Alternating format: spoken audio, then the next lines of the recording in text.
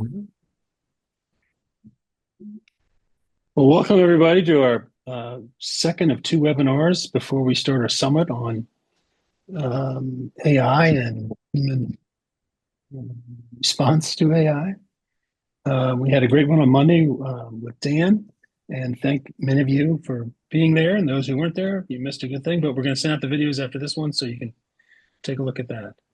Today we got Jonathan Aberman with us. He really was one of the creative forces behind the summit and the topic of the summit, and bringing people together to talk about this. It's something he's very, very passionate about. And today he's going to talk about originality and how using AI to make us better as opposed to using AI to replace us. So, Mm. Jonathan, let me just turn it over to you. Thank you all for being here and take it away. Well, thanks a lot for that.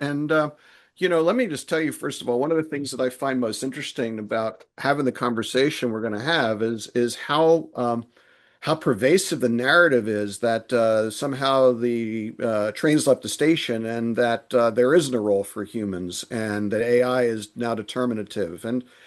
Frankly, one of the reasons why I'm having this webinar with you, and one of the things that I really want to hope that you can help do is there is a contra narrative. There is a narrative that can be human forward.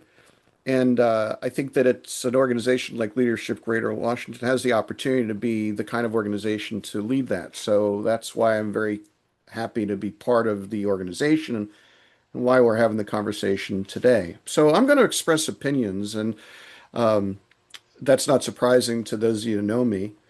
But I think it's important to acknowledge that I do have a point of view, and the point of view does come through in how I present things. I try and will continue to try to be nonpartisan, but these days I think you if you have an opinion, and people can see through that filter. So I'm going to try my best to highlight where I think that partisanship could arise and try to work through that because I think this conversation on AI can fall into partisanship, and I think fundamentally it shouldn't. It's far too important.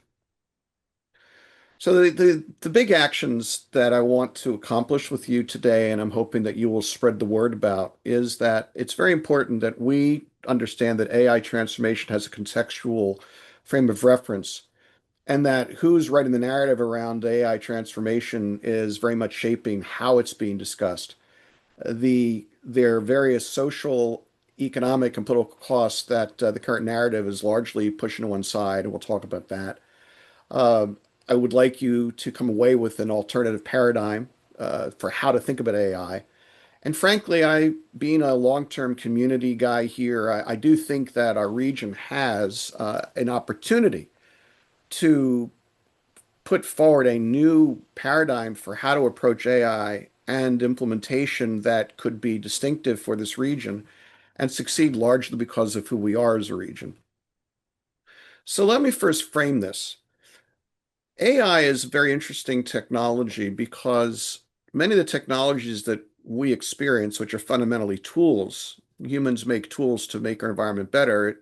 Tools are pervasive, but sometimes tools are so incredibly important, they basically shape society in a feedback loop. And we have a number of examples of where that's happened in history and how society responds that provide guideposts for how we should be thinking about AI. Steam and mechanization, the beginning of the Industrial Revolution, was the first real example. And we saw how machines absorbed human labor and humans moved up the value chain from muscle to coordination, trades, and management. By the same token, computerization basically did a lot of the same thing with knowledge work. Moved away human role from things like filing and transaction processing, and moved humans more towards analysis, service, and design. Artificial intelligence is basically now pushing humans into a different part of the value chain where AI absorbs things that humans are doing, like drafting documents or slides or coding or making decisions. So that really puts humans in a position where they're moved into a part of the value chain where they're exercising judgment and originality. Now, we know from history that the last two significant industrial waves were not free of social dislocation and were not free of human reaction. So it's not surprising that the current trends, the current artificial intelligence trend, isn't provoking similar things. But here's the most important initial point I want to make. Humans are not disabled. Society is not disabled in how they address those challenges. What we saw after the steam of mechanization was a social consensus around things like public school and labor laws and workforce safety laws, antitrust, land grant universities, various ways that society adapted to provide humans with the ability to add value in a world where brute force was now being done by machinery. Same thing happened with computerization. The explosion of community colleges, professional retraining, white collar work ladders, things of that nature. Society again reoriented. One of the big things that's happening right now is we don't have yet a social consensus around the institutions and the structures that we actually will use as society to deal with humans' movement and changes of roles within AI. So when history's optimists tell you that humans adapt, um, they're right retrospectively, but what they're not talking plainly about right now, maybe because they don't honestly know what the answer is that to actually have humans adapt, you actually have to do institutional work. It doesn't just happen by accident, it happens because society adapts. And that's, I think, the biggest point to make with this slide. Society adapts. Humans adapt because society adapts. It's not a free for all, it's an adaptation. So, why are we not talking about it in this way? Well, I think there are a number of factors that I believe cause this to be the case. The first one is that within Silicon Valley, there is an ideology that's emerged. It's not held by everybody, but there's an ideology that's emerged that's shared by certain influential people in Silicon Valley that really does look at AI as the inevitable and acceptable replacement of humans. It's literally the next life form. I am not the person who invented the term AI successionalist or AI accelerationist. Those are terms that you can see academics are studying this, and it's a real thing. And in that frame of reference, there is no rule for humans other than birthing AI. There's also, as we're experiencing right now, with the explosion of the market capital, real time right now of SpaceX, there's a bubble in economics right now. There is a lot of money that's being invested in the AI boom. The only way you can justify the spending, candidly, is AI replaces labor. That's the only part of the existing economic model of our society where there's enough capture of profits available to justify the valuations. So bubble economics forces a narrative of human substitution. We also have, maybe not surprisingly, because of the AI successionalists and the people that benefit from the bubble economics, they have a lot of political power. And so their need and desire for AI to be seen as the next thing or a substitution does play out in our political sphere. And then the last thing, which is sort of a bit more subtle, but having myself studied economics overseas in Europe, we have a very different view for how we approach politics and economics in the United States and other parts of the world, particularly the European view. The European view is that politics and economics are irretrievably fused, and we tend to see them as very separate spheres. So if you talk about economics or you talk about politics are separate things. That's why we tend to default much more towards, in the public square of commerce, you'll hear a very strong stream of let the market decide. Whereas if you go over to Europe and you talk about AI, there generally is a much earlier conversation around, well, what does this mean for society? So now to pack some of these things up. AI successionalism, again, look it up, but this gives you some of the examples of how people actually express these views. Didn't make these up. By the way, Max Tegmark, who's referenced here, is a really interesting fellow who is a professor that lives in our region. He's actually coined the phrase carbon chauvinist. He's very much of the view of trying to find a way for humans to have a role in the world, but he's also pointed out that to look at AI versus human and say AI doesn't have a rule as a pushback against humans need a role. He suggested that's as almost in some ways as damaging that chauvinism one way or another is actually a damaging thing So I point that out. But anyway, you see these quotes, I think they speak for themselves. By the same token, the bubble economics speak for themselves. Just open the newspaper today and look at the market capital valuation of SpaceX compared to businesses like Amazon and others that have billions and billions of dollars more of revenue and real customers. The blind spot I pointed out earlier, I just want to amplify that a bit. Again, this is not a partisan point. This is me as a political economist looking at societies. Um, Neither is right or wrong. In fact, in some ways, we could argue that the United States, because of the separation, has been able to be much more innovative and much more rapidly innovative than the European community. We certainly see that in the technology spend, we see that in productivity and various things. But it's just important to point out that, for example, in Europe, there's a much greater premium on privacy than there is in the United States, and that slows innovation down. Just throw this out to show you that there is no universal organizational paradigm for how a society deals with AI or any other social change. It's just different points of view with different trade-offs. Again, whether they mean it or not, I think that CEOs are really feeding into this idea that AI and human is an either or conversation. Again, these are not quotes that I had to look very hard to find, and you probably saw most of these yourself. It's hard not to look at something like this and see AI implementation as a substitution for human labor, is it? It's not at all.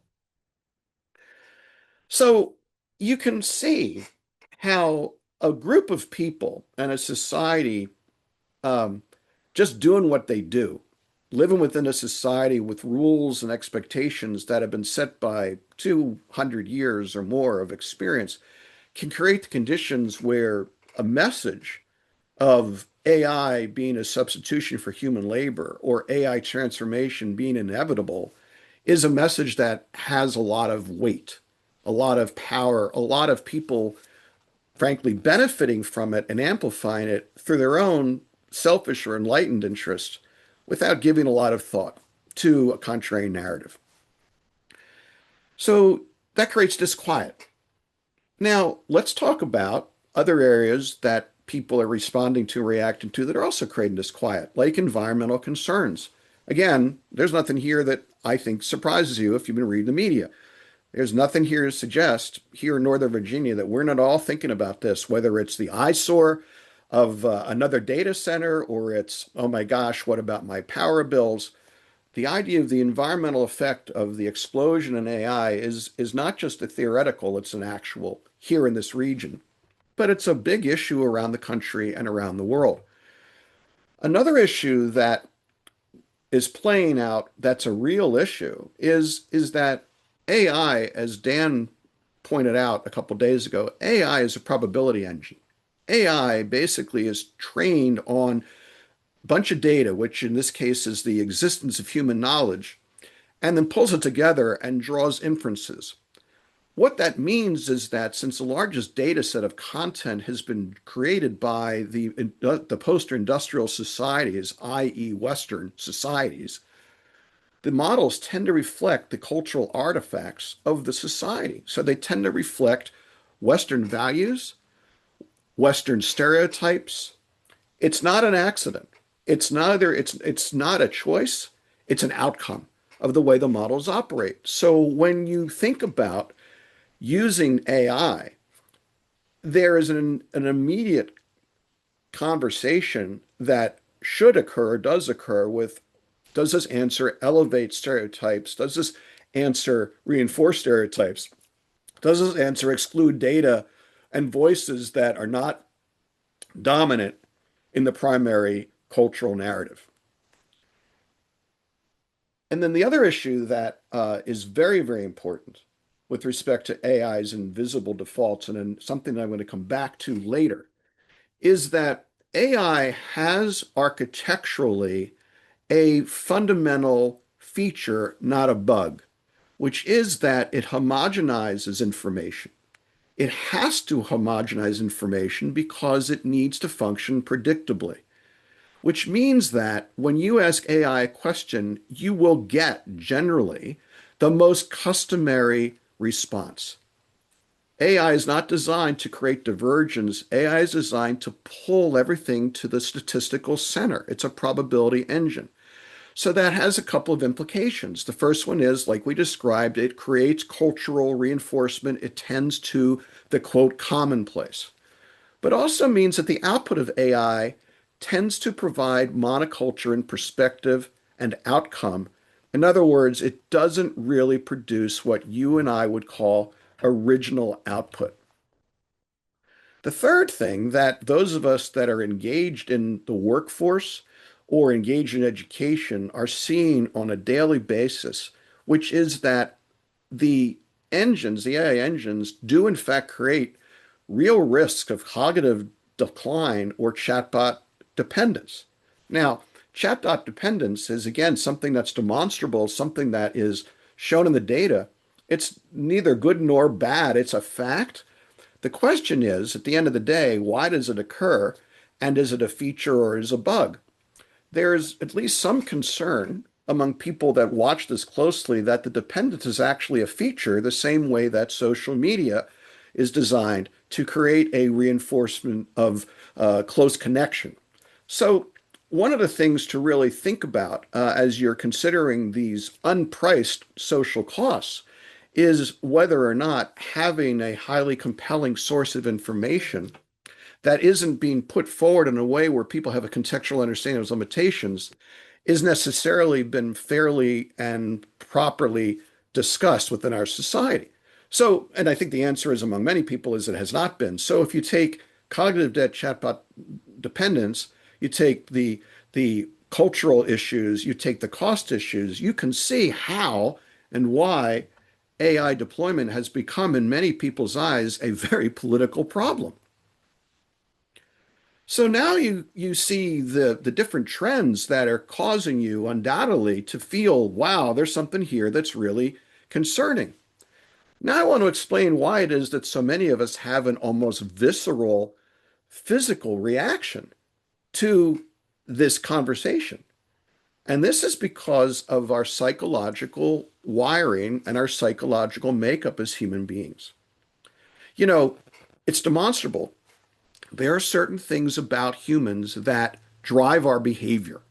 We know this to be so.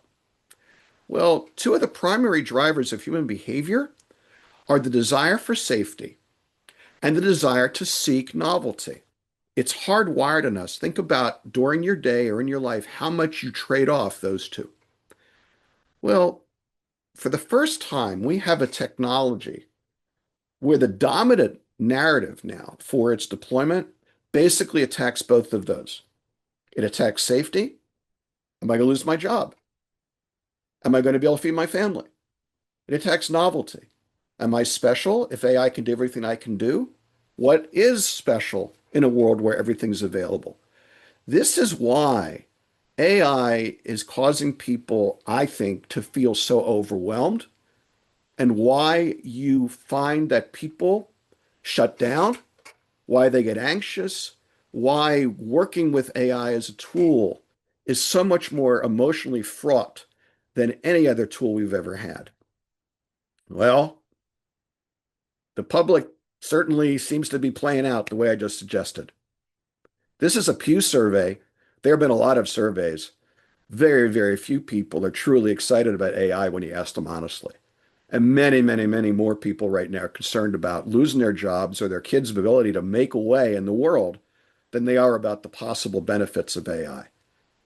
I wrote a blog post about a week or so ago. It said AI actually has a PR problem or a marketing problem, but I think it does have a marketing problem, which is for the reasons just described.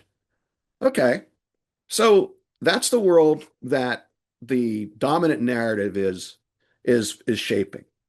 How do we find a way to work through that and come out the other side with a way to approach artificial intelligence as a adjunct to our lives and as a way to make our lives better, like every other tool that humans have ever invented? Well, to me and to my scientists I'm working with at Hupside, What it comes down to is that humans have the ability to create differentiated content. If AI is homogeneous, if AI is structurally homogeneous, and by the way, I can tell you because my team has looked at this, these versions of AI that they're selling get more and more complex and more competent generating things for us. Their ability to generate originality is almost flat. It has not changed significantly in a long time because of its architecture. So, where does differentiation come from? It comes from you and me. It comes from all of us. It comes from human insight. It comes from human salience. It comes from the things that people do. In other words, originality is something that we all seek. That's what human novelty seeking is. It's something we all value. What I'm doing with my company is we're providing a way to demonstrably show how and when originality occurs in either a person or a piece of content above and beyond the AI baseline. So that as AI pervades everywhere, you and I and everybody can raise their hands and say, well, actually, I created a piece of content that AI couldn't. Or well, actually, I'm doing my job and adding value that AI can't. Original intelligence is the tool that we can use to make an argument, an economic argument, as well as a social argument, that the dominant narrative of AI being one of replacement is not necessarily the right way to approach the world. You know, some of you are business school graduates or business leaders, and this is just business school 101. There are only two ways for businesses to compete. You compete on value or you compete on efficiency. You compete on differentiation or you compete on sameness and efficiency. If humans are the only source of differentiation, and if they are the only source of how to define when differentiation has economic value, since we are the consumers, it puts humans squarely in a position where AI becomes a tool for their originality to excel and not a substitution. Okay? How do we teach ourselves to use AI in this way? My recommendation and a recommendation of others and people now teaching and thinking is the way you use AI is you think of it as a tool to accelerate and amplify what you think of rather than as a way to get you to think. So this little flow chart, I would suggest you just put it up on your refrigerator and you have your kids look at it every day, or you look at it every day. And if you're rolling out AI, you think about this. I start it, I end it. AI is my assistant in the middle. But at the end of the day, I own everything that comes out of my mind. And AI is nothing more than a tool like computer electricity, the cloud, or any other tool you use to do your job. That's how we make AI a tool and not a threat. We measure originality, we celebrate originality. We point out that it's an augmentation, it's not a substitution. We reframe education to teach people to use AI to be original, not air gap them to make pretend that pure human thought on its own without any particular utility is in itself valuable. But to be honest, insofar as saying the way society has worked forever is originality tied to outcome is what's valuable. Educate people to create outcome. And we are going to have to, if we want to have social buy-in, we're going to have to, like we did with the steam revolution and the computer revolution, we're going to need to have some sense of social consensus and some sort of rules. The consensus is either going to be every man and woman for himself, or the consensus is going to be some set of rules. But there is, frankly, a political aspect to this. And we need to work it through the best we can and not run from that. If we look at it this way, as citizens and as leaders, I think at the end of the day, we have a choice about how we think about AI, how we talk about AI, and how we talk about its role in society. We can talk about it as a replacement. We can talk about it as originality. This is Leadership Greater Washington. This is a group we're leaders. This is a choice that we can all make. And how we choose to use AI and how we choose to talk about it will, first of all, make our organizations actually operate better because people will be less threatened by AI. They'll also use it to create originality.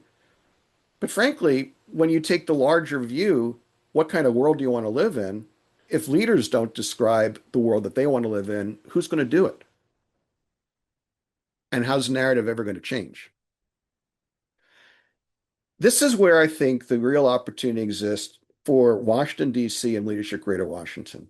I think that Greater Washington is the region that could actually lead a new conversation around AI. We are where narrative becomes policy. We have the talent. We've lived through the talent shock of Doge, and we have the talent to come around the other side. We host the infrastructure. We are association central. Every big idea that matters for our society is vetted and comes out of this region's brains. We should lead this. I love the idea of actually coming up with something that is tangible. That's something I've always tried to do whenever I throw an initiative. Building a public augmentation pledge where we get people to sign on to this new model as leaders of not-for-profits, education, business. We come up with sustainability build out standards. We come up with some sort of way to measure and celebrate our originality. And we then take the role as leaders to report out to the nation every year. This is what we did. This is what we did to change the narrative and create a human forward AI industry. What can we do to help you do the same? Last thing I want to invite you to do is here's a QR code for a little game that Hupside makes available that you can play if you want to get an idea of what your current originality competency is compared to the baseline of AI. This is not a competition. There's no right or wrong answer. But the point is, if at the end of the day, we're all measured against our ability to generate information and knowledge that is off the norm, which AI now represents, get an understanding of how that works is very helpful. I'm happy to talk some more about this or do another seminar and unpack this, but at the minimum, go off and take the OIQ challenge and start to get a sense of how you separate from AI. My recommendation is you do it twice. Do it once on your own. Don't use AI. And then the second time, use AI however you want and see how the score changes. So my call to action is I would like us to work towards creating some sort of augmentation pledge. I'd love to have something come out of this conference next week where we come up with a plan to actually generate some work product, some leadership product to lead the region. More granularly, think about measuring what matters. Think about how you could foster originality in your organization, how you could celebrate originality, and how you could really highlight that humans have a role in your organization in an AI environment. And then think about how Leadership Greater Washington or other organizations can convene the region around this vision to try to make a difference and create a contrary narrative that could actually put humans where they should be in the conversation of AI, which is, the customer, not the product.